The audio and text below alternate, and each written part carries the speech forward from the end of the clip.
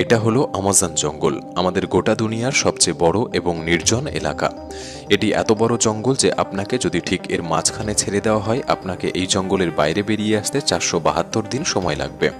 আর এই যাত্রাকালীন সময় আপনার সাথে সাক্ষাৎ হবে এইসব প্রাণীগুলির, যারা কতটা ছোট বা কতটা বড় সেটা গুরুত্বপূর্ণ নয়। সবাই এক একজন ঘাতক প্রাণী।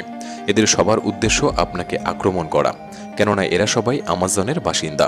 এখানকার একটি ছোট্ট পিঁপড়েও আপনার জীবন নেওয়ার জন্য যথেষ্ট।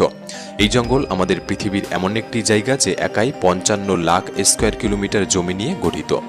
যে আয়তনকে আপনি অনুমান করতে পারেন, এখানে বাংলাদেশের মতো 37টি দেশ, ভারতের মতো 2টি দেশ এবং দুবাইয়ের মতো 157টি দেশকে সহজে জায়গা দিতে পারবে।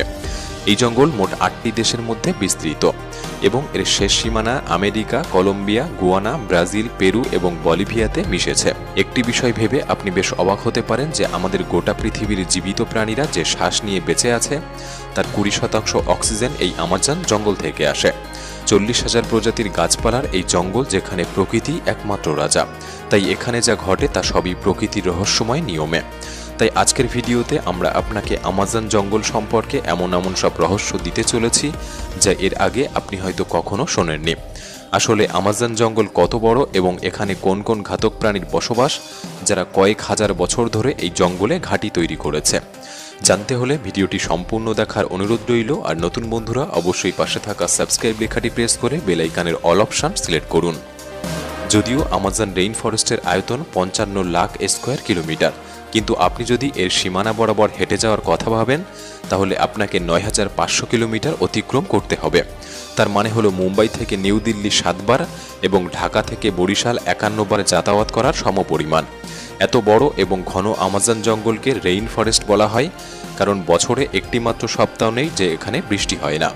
আমাজন জঙ্গল এত ঘন যে গাছপালার উপর বৃষ্টি পড়ার 10 মিনিট পর সেই বৃষ্টি মাটিকে স্পর্শ করে।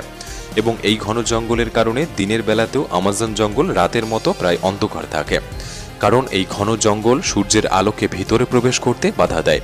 সুতরাং এমন একটি জঙ্গল যেখানে প্রচুর বৃষ্টি এবং ঘন হওয়ার কারণে এখানে যে গাছপালা, পশু পাখি বাস করে তা অনেক অঞ্চলে খুঁজে পাওয়া যায় না।